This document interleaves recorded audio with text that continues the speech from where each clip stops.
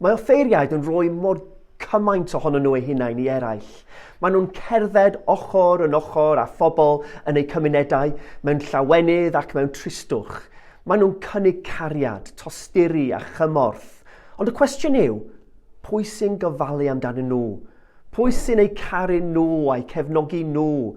Mae'r disgwyliadau uchel a'r pwysau sy'n dod gyda gofal bugeiliol yn gallu achosi straen mawr, hyd yn oed burn-out. Mae'r Eglwys yng Nghymru yn cydnabod bod angen iddi wneud mwy i ofalu am ei chlerigwyr a'i gweinidogion. Mae angen rhoi gefnogaeth iawn yn ei lle, fel y gallwn helpu pobl yn eu lles emosiynol.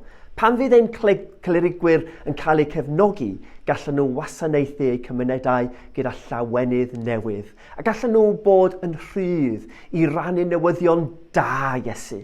Os gallwn feithrin diwylliant o ofal yn yr Eglwys, bydd hynny yn helpu bawb.